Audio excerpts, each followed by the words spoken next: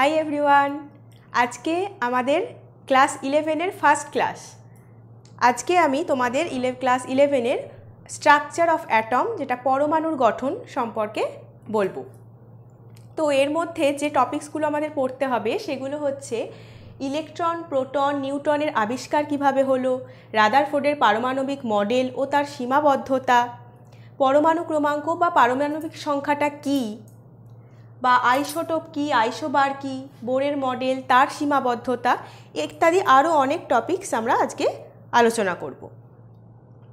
তো প্রথমেই যেটা বলবো সেটা হচ্ছে ইলেকট্রনের আবিষ্কার। ইলেকট্রন কিভাবে আবিষ্কার হলো বা সেটাকে আমরা ক্যাথোড রশ্মির উৎপাদন বলছি। দেখো, এখানে আমি একটা ছবি ড্র করেছি। সেটা হচ্ছে, এখানে বলছে যে এখানে বিজ্ঞানী উইলিয়াম ক্লক্স কি করেছিলেন না, একটা আবদ্ধ কাঁচনল নিয়েছিলেন, তার দুই প্রান্তে দুটো ধাতব তড়িৎদ্বার রেখেছিলেন। সেটা হচ্ছে একটা ক্যাথোড, একটা অ্যানোড। এর মধ্যে দিয়ে যে মধ্যস্থ বায়ুটাকে খুব নিম্ন চাপে রেখেছিলেন, আর বিভব মানে ভোল্ট রেখেছিলেন অনেক বেশি, উচ্চ বিভব রেখেছিলেন আর নিম্ন চাপ রেখেছিলেন। বিভব রেখেছিলেন প্রায় 10,000 ভোল্ট। এরকম রেখে একটা তড়িৎ প্রবাহ এর মধ্যে দিয়ে চালনা করেছিলেন। উনি দেখলেন কি, যেই তড়িৎ প্রবাহ চালনা করলেন, কিছুক্ষণ পর দেখলেন ক্যাথোড থেকে অ্যানোডের দিকে, নেগেটিভ থেকে পজিটিভের দিকে একটা অদৃশ্য রশ্মি সরলরেখা বরাবর বেরিয়ে আসছে। সেটা আবার একটা সবুজ প্রতিপ্রভাও দিচ্ছে, একটা উজ্জ্বল সবুজ প্রতিপ্রভা সৃষ্টি করছে।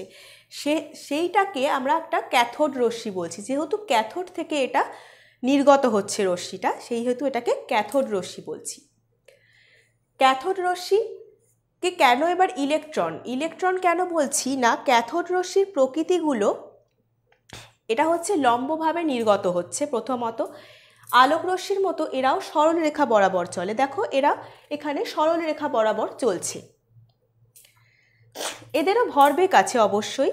ভরবেগ বিশিষ্ট ক্ষুদ্র ক্ষুদ্র কণা নিয়ে এই রশ্মিটা গঠিত হচ্ছে। এটা ঋণাত্মক আধান বিশিষ্ট একটা কণার সমষ্টি, মানে নেগেটিভ চার্জ টোটালি। কাঁচের তলে যদি এরা আপতিত হয় তাহলেও কিন্তু একটা উজ্জ্বল প্রতিপ্রভা সৃষ্টি করবে। এছাড়াও দেখা যায়, ধরো এটা কোনো বস্তুর ওপর আপতিত হয়েছে, এই রশ্মিটা মানে ক্যাথোড রশ্মি কোনো বস্তুর ওপর আপতিত হয়েছে, তখনও কিন্তু এটা একটা উষ্ণতাটাকে বৃদ্ধি করে দেবে। মানে গ্যাসে কোনো বস্তুর ওপর, সেই বস্তুর উষ্ণতা তখন বৃদ্ধি পাবে। কোনো বস্তুর ওপর যদি এই ক্যাথোড রশ্মি আপতিত হয় তাহলে সেই বস্তুর উষ্ণতাটা বৃদ্ধি পাচ্ছে। আবার ধরো কোনো গ্যাসের মধ্যে মানে গ্যাসের মধ্যে এই রশ্মিটা আপতিত হলো, তাহলে কি হবে না, গ্যাসের মধ্যে যদি আপতিত হয় গ্যাসটা আয়নিত হয়ে যাবে, কারণ এটা একটা ঋণাত্মক চার্জ বিশিষ্ট, ঋণাত্মক আধান বিশিষ্ট কণার সমষ্টি, তাই জন্য এটা গ্যাসটা কি হবে, আয়নিত হয়ে যাবে।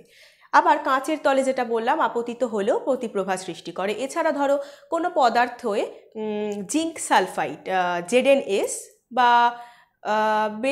বেরিয়াম প্ল্যাটিনোসায়ানাইড, এই সব পদার্থগুলোর প্রলেপ ধরো কোনো পদার্থে দেয়া আছে, তখনও কিন্তু ওই পদার্থগুলোর ওপর যদি ওই রশ্মিটা আপতিত হয় তখনও একটা উজ্জ্বল প্রতিপ্রভা এরা সৃষ্টি করে। কিন্তু এটা তো বললাম ক্যাথোড রশ্মি। এই সব ধর্মগুলোকে বিভিন্নভাবে পর্যালোচনা করলো বিজ্ঞানী টমসন। তখন উনি দেখলেন যে এই যে ক্ষুদ্র ক্ষুদ্র কণার সমষ্টি একটা নেগেটিভ চার্জযুক্ত, মানে চার্জ বহন করছে, নেগেটিভ চার্জ বহন করছে, অত ভরযুক্ত আছে, সেটাকে উনি নেগেট্রন বলে নামকরণ করলেন। নেগেট্রন কোত্থেকে এলো, যেহেতু নেগেটিভ চার্জ আর ইলেকট্রনের একটা আধানের ব্যাপার হচ্ছে, সেই জন্য নেগেট্রন, NaGa, নেগেটিভ থেকে নেগেট্রন। পরে আবার বিজ্ঞানী স্টোনি কি করলেন না, এই নেগেট্রনেরই নামটা বদলে ইলেকট্রন নাম দিলেন। এই থেকেই ইলেকট্রন আবিষ্কার হলো। ক্যাথোড রশ্মিও, মানে ক্যাথোড রশ্মিকণা আর ইলেকট্রন দুটো তাহলে একই জিনিস। এবার আসছি প্রোটনের আবিষ্কার। প্রোটন কিভাবে আবিষ্কার হলো? ইলেকট্রনের মতোই প্রোটনের ক্ষেত্রেও এরকম একটা পরীক্ষা করা হয়েছিল।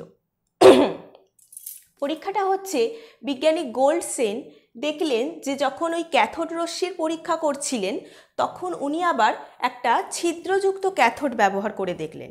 ছিদ্রযুক্ত ক্যাথোড যখন ব্যবহার করলেন তখন দেখছেন ওই অ্যানোড থেকে ক্যাথোডের দিকে, মানে ক্যাথোডের বিপরীত মুখে, এইটা ক্যাথোড, ক্যাথোডের বিপরীত মুখে একটা রশ্মি নির্গত হয়ে সরলরেখা বরাবর চলে যাচ্ছে, যেটা এখানে আমি দেখিয়েছি। এই রেড যে অ্যারোগুলো আছে এইগুলোই হচ্ছে সেই রশ্মিটা, যেটা ক্যাথোডের বিপরীত দিকে ওই সছিদ্র ক্যাথোড থেকে নির্গত হয়ে সরলরেখা বরাবর চলে যাচ্ছে। এইটাকে বিজ্ঞানী টমসন বললেন এটা পজিটিভ রশ্মি। যেহেতু ক্যাথোড থেকে বেরোচ্ছিল, প্রথমে এটাকে ক্যানাল রশ্মিও বলা হয়েছিল, কিন্তু পরে বিজ্ঞানী টমসন বললেন যে না, এটা পজিটিভ রশ্মি। কিন্তু অ্যানোড থেকে কিন্তু অ্যানোড রশ্মি যেহেতু অ্যানোডের দিক থেকে আসছে, কিন্তু ক্যাথোডের বিপরীতমুখী আবার, সেহেতু এটাকে অ্যানোড রশ্মিও বলা যেতে পারে। কিন্তু এটা আসলে হচ্ছে যে অ্যানোড থেকে নির্গত হচ্ছে না, এটা আসলে অ্যানোডের দিক থেকে নির্গত হচ্ছে, তাই জন্য এটাকে অ্যানোড রশ্মি বলছে। অ্যানোড থেকে কিন্তু অ্যানোড রশ্মি নির্গত হয় না। তো সেরকমই অ্যানোড রশ্মির কিছু প্রকৃতি আছে, এটাও ক্যাথোড রশ্মির মতোই সরল রেখায় ধাবিত হয়। আমরা ছবিটাতেই দেখতে পেলাম সরলরেখা বরাবরই চলছে। এছাড়া এইটা হচ্ছে কি না পজিটিভ আধান বিশিষ্ট কণার সমষ্টি। আমরা ক্যাথোড রশ্মি দেখেছিলাম নেগেটিভ চার্জ বিশিষ্ট, আর এই অ্যানোড রশ্মি হবে যে পজিটিভ চার্জ বিশিষ্ট। যেহেতু পজিটিভ রশ্মি, এই যে H plus H plus H plus দিয়ে আমরা একটা এক্সাম্পল দিয়ে দেখিয়েছি। সরি, অ্যানোড রশ্মি গঠনকারী কণার ভর আর চার্জের অনুপাতটা ই হচ্ছে চার্জ আর এম হচ্ছে মাস, ভর এই ক্যাথোড রশ্মির গঠনকারী কণা অপেক্ষা অনেকটাই কম হয়। এটা হচ্ছে অ্যানোড রশ্মির একটা ধর্মও বলা যেতে পারে। এছাড়া এটা একটু নোট ডাউন করে নিতে পারো যে প্রোটনের ভর ইলেকট্রনের ভরের প্রায় 1836 গুণ হয়।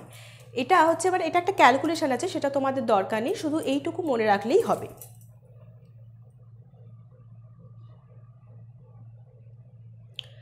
নেক্সট বলেছিলাম ইলেকট্রন প্রোটনের পর আসছি নিউট্রনের আবিষ্কার। নিউট্রন বলেছিলেন হচ্ছে বিজ্ঞানী রাদারফোর্ড। রাদারফোর্ড পরমাণুতে 1 একক ভর সম্পন্ন ও চার্জবিহীন একটা মূল কণার অস্তিত্ব কল্পনা করেন, সেটারই নাম দিয়ে দেন নিউট্রন। তারপরে আবার 1932 খ্রিস্টাব্দে স্যাডউইক বেরিলিয়াম ধাতুতে সেই আলফা কণা, বিটা কণা, গামা কণা, এগুলো দ্বারা ওই বেরিলিয়াম ধাতুটাকে আঘাত করে দেখলেন যে বেরিলিয়াম পরমাণু থেকে তড়িৎ আধানহীন ক্ষুদ্র কণার সৃষ্টি হচ্ছে। তড়িৎ আধানহীন মানে না আছে তার পজিটিভ চার্জ, না আছে তার নেগেটিভ চার্জ, কোনো চার্জই নেই, তাহলে তার কোনো মানে সে নিস্তড়িত। সেই নিস্তড়িত কণা নিঃসন্দেহে রাদারফোর্ড দ্বারা প্রস্তাবিত নিউট্রন বলেই প্রমাণিত হলো। তাহলে এখানে আমরা ওই রিয়াকশানটা দেখছি যে এই বেরিলিয়াম ধাতুর পাতকে যদি এই আলফা কণা হিলিয়ামের একটা আইসোটোপ দিয়ে, আইসোটোপ কি পরে আসছি, আলফা কণা দ্বারা যদি আঘাত করি বেরিলিয়ামকে, তাহলে একটা কার্বন পরমাণুর সাথে এই তড়িৎ আধানহীন একটা ক্ষুদ্র কণা পাচ্ছি, তার মানে সেটাই হচ্ছে এখানে নিউট্রন কণা N। এই যে আমরা এখানে বলছি প্রোটন, এটা কোনো প্রোটনের কোনো চার্জ নেই, এটার কোনো না আছে পজিটিভ চার্জ, না আছে নেগেটিভ চার্জ, এটা নিস্তড়িত। এরপর বললাম যে রাদারফোর্ডের পরমাণু মডেল। রাদারফোর্ড পরমাণু গঠন সম্পর্কিত একটা নিউক্লিয় মডেল প্রকাশ করলেন। উনি বললেন কি না, ওনার বক্তব্য ছিল যে প্রতিটা পরমাণুর কেন্দ্রস্থলে ধনাত্মক আধানযুক্ত একটা নিউক্লিয়াস বর্তমান, যেটা এই পিকচারটায় দেখো, এই মাঝখানে যে পজিটিভ চার্জটা রয়েছে, এই যে নিউক্লিয়াসটা রয়েছে, এটা ধনাত্মক আধানযুক্ত, যেটা পজিটিভ চার্জযুক্ত বলছিলাম পরমাণু, এটা একটা পরমাণু, এর কেন্দ্রস্থলে রয়েছে। এই নিউক্লিয়াসের আকার সমগ্র পরমাণুর তুলনায় নিতান্তই ক্ষুদ্র। নিউক্লিয়াসের যা যা পরমাণু আছে সব থেকে এইটাই ক্ষুদ্র, কিন্তু পরমাণুর প্রায় সমগ্র ভরের নিউক্লিয়াসেই কেন্দ্রভূত, সমগ্র ভরের এর নিউক্লিয়াসেই কেন্দ্রভূত। পরমাণুর অভ্যন্তরস্থ বেশিরভাগ স্থানই ফাঁকা, যা আছে ভর সব ওই নিউক্লিয়াসের মধ্যেই আছে, বাকি স্থান কিন্তু কিছু নেই, ফাঁকা। পরমাণুর সমস্ত ধনাত্মক আধান নিউক্লিয়াসে অবস্থান করে, যা যা পজিটিভ চার্জ আছে সব ওই নিউক্লিয়াসে গিয়েই অবস্থান করে। এটা বিজ্ঞানী রাদারফোর্ডের মডেলে উনি বলেছেন। পরমাণু তড়িৎ নিরপেক্ষ। কারণ কি না, ওনার মানে ওখানে নিউক্লিয়াসের যে মোট যে ধনাত্মক আধানযুক্ত যে চার্জটা, সেটা ওই বাইরের যে অংশটা আছে ওটা ছাড়া সেখানে তো ইলেকট্রনগুলো চলাফেরা করছে, সেটার মোট চার্জের সাথে সমান। তার মানে পরমাণু ওনার মতে তড়িৎ নিরপেক্ষ।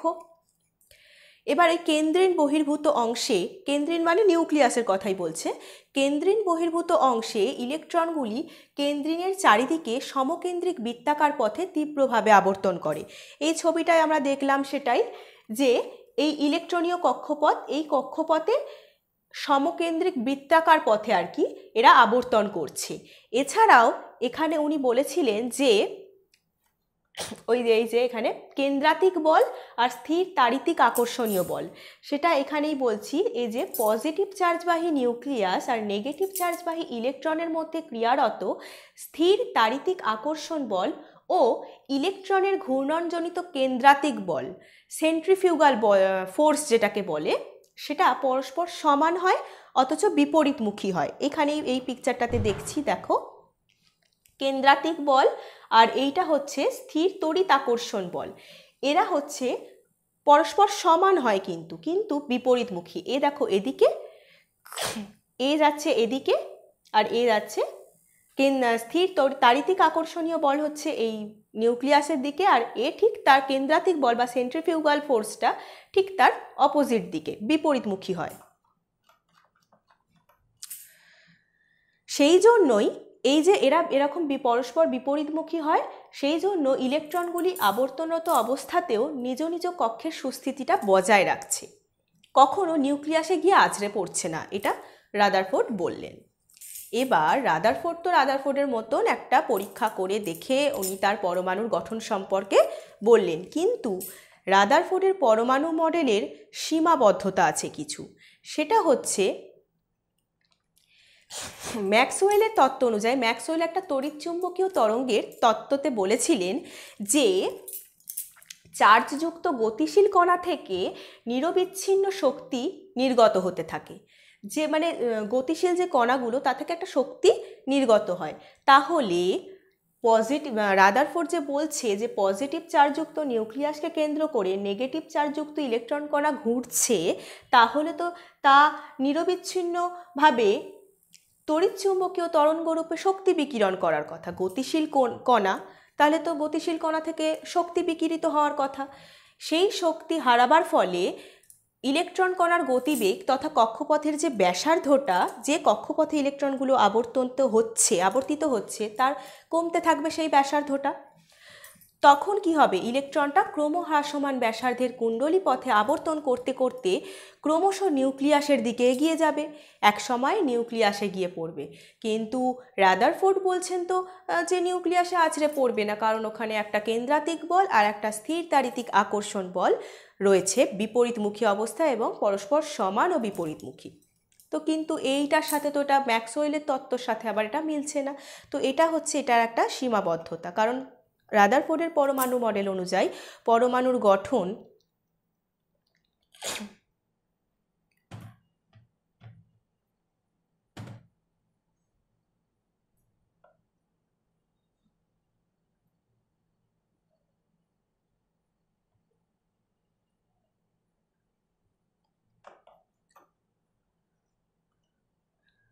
পরমাণুর গঠনটা কখনোই স্থায়ী হবে না। আর এটা আবার ছোট হয়ে গেল।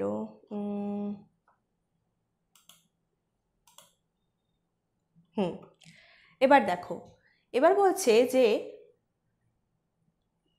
এটা একটা সেকেন্ড সীমাবদ্ধতার মধ্যেই। 2 নম্বর পয়েন্টে উনি রাদারফোর্ডের সাথে কোথায় মেলেনি না, ঘূর্ণায়মান ইলেকট্রন নিরবিচ্ছিন্নভাবে যদি শক্তি বিকিরণ করে তাহলে নিরবিচ্ছিন্ন একটা বর্ণালী উৎপন্ন হওয়া উচিত, কিন্তু পরমাণু তো রেখা বর্ণালী বা বিচ্ছিন্ন বর্ণালী সৃষ্টি করে, এরা কন্টিনিউয়াস স্পেকট্রাম সৃষ্টি করে না। হিসেব অনুযায়ী, ম্যাক্সওয়েলের তত্ত্ব অনুযায়ী এরকম নিরবিচ্ছিন্ন বর্ণালী মানে কন্টিনিউয়াস স্পেকট্রাম উৎপন্ন হওয়া উচিত, কিন্তু পরমাণু রেখা বর্ণালী বা বিচ্ছিন্ন বর্ণালী সৃষ্টি করে, লাইন স্পেকট্রাম বা ডিসকন্টিনিউয়াস স্পেকট্রাম তৈরি করে। তাহলে কি হলো এখানে, এই ঘটনা তো রাদারফোর্ড মডেলের সাথে সঙ্গতিপূর্ণ হচ্ছে না, তাই এটা একটা রাদারফোর্ড পরমাণু মডেলের সীমাবদ্ধতা। নেক্সট বলেছিলাম পারমাণবিক সংখ্যা বা পরমাণু ক্রমাঙ্ক কি। পারমাণবিক সংখ্যা বা পরমাণু ক্রমাঙ্ক হলো কোনো মৌলের পরমাণুর নিউক্লিয়াসে যত একক পজিটিভ চার্জ থাকে সেটাই ওই মৌলের পারমাণবিক সংখ্যা।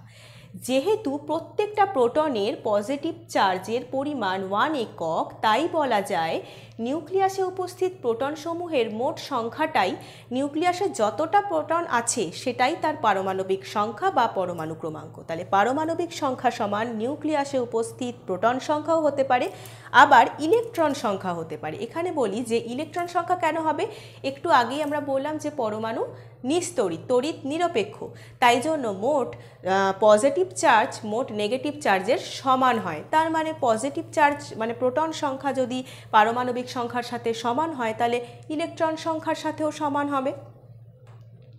এছাড়াও পারমাণবিক সংখ্যা সংক্রান্ত দুটো ইনফরমেশন হচ্ছে যে দুটো ভিন্ন মৌলের পরমাণু ক্রমাঙ্ক কখনোই একই হতে পারবে না। ধরো ক্যালসিয়াম আর সোডিয়াম, এদের দুজনের পারমাণবিক সংখ্যা বা পরমাণু ক্রমাঙ্ক বা প্রোটন সংখ্যা ইলেকট্রন সংখ্যা কখনোই সেম হবে না। পারমাণবিক সংখ্যার তারতম্য হলে মৌলের রাসায়নিক ধর্মের আমূল পরিবর্তন ঘটে। পারমাণবিক সংখ্যা যদি এলোমেলো হয়ে যায় তাহলে তার রাসায়নিক ধর্মও বদলে যাবে। পারমাণবিক সংখ্যাই হলো পর্যায় সারণীতে মৌলটির ক্রমিক সংখ্যা। মানে পর্যায় সারণীতে যে পরের চ্যাপ্টারটাই আছে আমাদের 11-এর, সেটা পড়াবো যখন আরও ভালো করে বুঝতে পারবে যে পারমাণবিক সংখ্যাটাই হচ্ছে ওই পর্যায় সারণীতে মৌলগুলোর ক্রমিক সংখ্যা। মৌলগুলোর পাশে পাশে যে ক্রমিক সংখ্যা অনুযায়ী একটা পিরিয়ডিক টেবিল করা আছে সেগুলোই সেটার পারমাণবিক সংখ্যা। নেক্সট আসছি ভর সংখ্যায়। ভর সংখ্যা বলতে কি বলছে না, ভর সংখ্যা হচ্ছে যে প্রোটন সংখ্যা আর নিউট্রন সংখ্যার মিলিত রূপ। মানে কোনো মৌলের পরমাণুর প্রোটন আর নিউট্রনের মিলিত সংখ্যাটাই হচ্ছে ভর সংখ্যা। ভর সংখ্যা যদি এ হয়, প্রোটন সংখ্যা যদি জেড হয় আর নিউট্রন সংখ্যা যদি ক্যাপিটাল এন হয় তাহলে এ সমান জেড প্লাস এন। প্রোটন সংখ্যা মানে তো পরমাণু ক্রমাঙ্ক, আগেই বললাম পরমাণু ক্রমাঙ্ক প্লাস নিউট্রন সংখ্যা। এটা ভালো করে শোনো যে ভর সংখ্যা তাহলে পরমাণু ক্রমাঙ্ক নিউট্রন সংখ্যা। তাহলে যদি আমাদের ধরো নিউট্রন সংখ্যা বের করতে দিল ক্যাপিটাল এন, তখন কি হবে, ভর সংখ্যা মাইনাস প্রোটন সংখ্যা।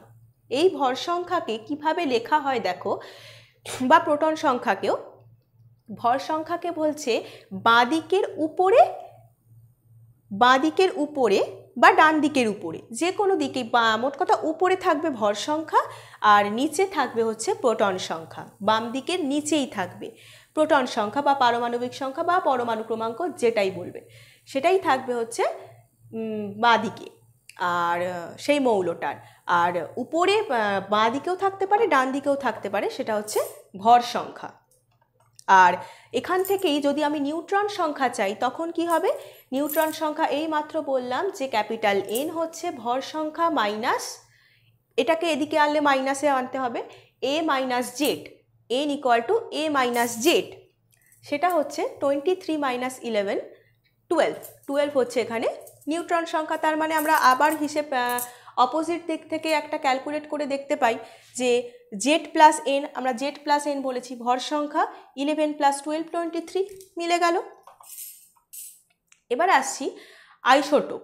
ভর সংখ্যা হলো, এবার আইসোটোপ আসছি, আইসোটোপ বা সমস্থানিক। এবার এই আইসোটোপ, আইসোবার, আইসোটোন এইগুলো সবই কিন্তু মানে পারমাণবিক সংখ্যা, ভর সংখ্যা আর নিউট্রন সংখ্যার ওপরে ডিপেন্ড করছে। মানে কোনটা আলাদা বা কোনটা সেম, সেটাই ওখানে একটু ডিফারেন্স করে ডেফিনেশনগুলো বলছি। আইসোটোপ বা সমস্থানিক সেটা বলছে যে একই মৌলের বিভিন্ন পরমাণু যাদের পরমাণু ক্রমাঙ্কটা একই, মানে পারমাণবিক সংখ্যা মানে প্রোটন সংখ্যা, তো একই মৌলের বিভিন্ন পরমাণু যাদের পরমাণু ক্রমাঙ্কটা সেম কিন্তু নিউক্লিয়াসে বিভিন্ন সংখ্যক নিউট্রন আছে, তাই জন্য এদের ভর সংখ্যাটা আলাদা হয়। তাহলে ভর সংখ্যা একটু আগে বললাম কোথায় থাকে, বা উপরে বাঁ দিকে বা ডান দিকে, সেই মৌলটার উপরে বাঁ দিকে বা ডান দিকে ভর সংখ্যা থাকে, সেটা কিন্তু আলাদা হবে। কিন্তু তাদের পরমাণু ক্রমাঙ্ক বা পারমাণবিক সংখ্যা ওটা কিন্তু সেম হবে। যেমন ধরো আইসোটোপ বলতে একই মৌলের বিভিন্ন পরমাণু, মানে হাইড্রোজেনের আবার বিভিন্ন পরমাণু, সেগুলো হচ্ছে তারা পরস্পরের আইসোটোপ। তাহলে আইসোটোপের মধ্যে হাইড্রোজেনের প্রথমে একটা সাধারণ হাইড্রোজেন সেটা হচ্ছে 1 হচ্ছে তার ভর, আর 1 হচ্ছে তার প্রোটন সংখ্যা বা পারমাণবিক সংখ্যা। সাধারণ হাইড্রোজেনকে প্রোটিয়ামও বলে। তোমরা এটা আমি এখানে লিখিনি, নোট ডাউন করে নিতে পারো। সাধারণ হাইড্রোজেন, এটা হচ্ছে সাধারণ হাইড্রোজেন, এটাকে প্রোটিয়াম বলে। এটা হচ্ছে ভারী হাইড্রোজেনটাকে ডয়টেরিয়াম বলে, আর এটা হচ্ছে ট্রিটিয়াম, যেহেতু তিন হচ্ছে এদের ভর সংখ্যা, ট্রিটিয়াম। তো এখানে দেখো লিখেই দিয়েছি, সেটা হচ্ছে প্রোটন সংখ্যা এখানে 1।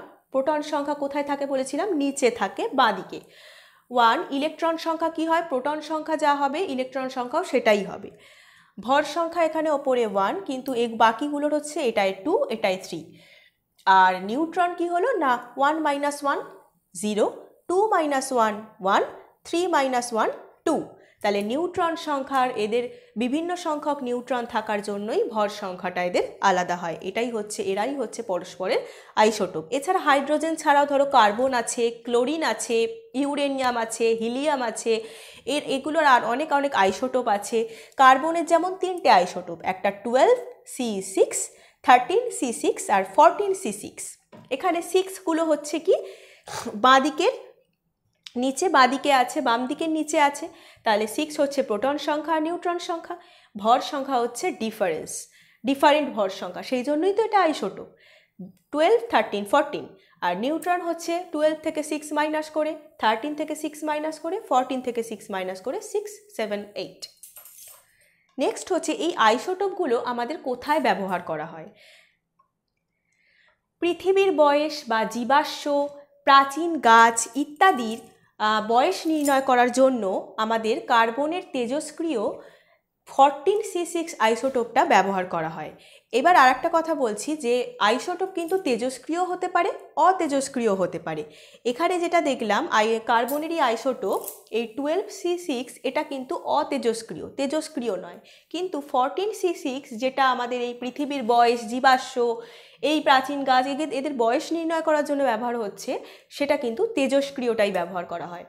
ক্যান্সার, টিউমার এই রোগগুলোর চিকিৎসার জন্য এক্ষেত্রেও কিন্তু তেজস্ক্রিয় আইসোটোপ, ধরো 32P, মানে 32P মানে কি, তার ভর সংখ্যা 32, সেটা ব্যবহার করা হচ্ছে।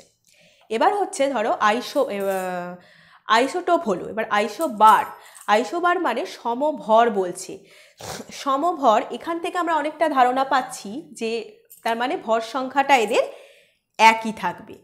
ঠিক তাই ভিন্ন পারমাণবিক সংখ্যা, তার মানে পারমাণবিক সংখ্যা এদের আবার আলাদা। পারমাণবিক সংখ্যা আলাদা, কিন্তু ভর সংখ্যা কিন্তু এদের সেম থাকছে, তখন তাকে বলছি আইসোবার। আইসোবারের এক্সাম্পলের মধ্যে আসছি,